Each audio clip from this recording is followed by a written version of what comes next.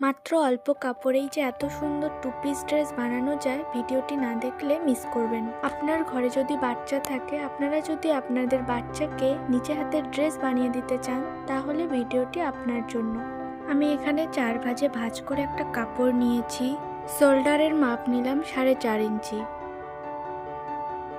Arm হোলের মাপ নিব আমি 7.5 ইঞ্চি। আমি আর্ম হোলের মাপ 7.5 ইঞ্চি নিলাম, কারণ এক কাপড় দিয়েই আমি জামা প্লাস প্যান্ট কাটবো। এখন বডির মাপ নেব 7 ইঞ্চি। আমি এখানে কোমরের মাপ 6 ইঞ্চি নিয়ে বডির মাপের সঙ্গে দাগ টেনে নেব ভিডিওতে দেখানো নিয়মে। আমি যেহেতু 5 বছর বাচ্চার জন্য টু পিস কাটিং করছি, তাই আমি লম্বার মাপ নেব 20 ইঞ্চি। আর নিচের দিকের মাপটা নেব 10 ইঞ্চি। এবার আমি বডির নিচের অংশের সাথে উপরের অংশ একটা লম্বা দাগ দিয়ে মিলিয়ে দেব। এবার টু পিসের নিচের অংশটা আমি রাউন্ড শেপ করে নেব। আমি এখানে টু পিসের প্যান্টের কোমরের মাপ নিয়েছি 6 ইঞ্চি, আর প্যান্টের নিচের অংশে আমি সমান করে দাগ টেনে নেব। এবার দাগ বরাবর আমি কাটিং করে নেব।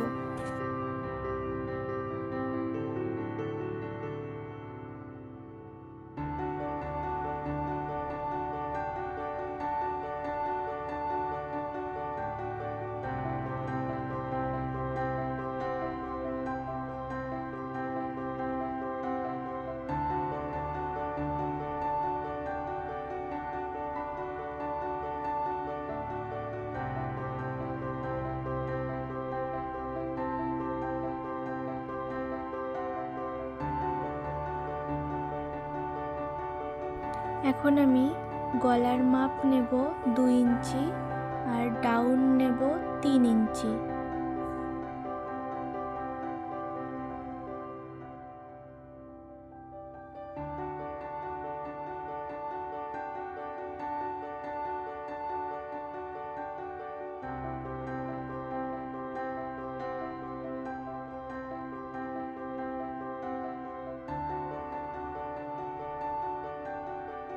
এবার আমি ভিডিওতে দেখানো নিয়মে মুড়িয়ে তার উপর লেস বসিয়ে নেব।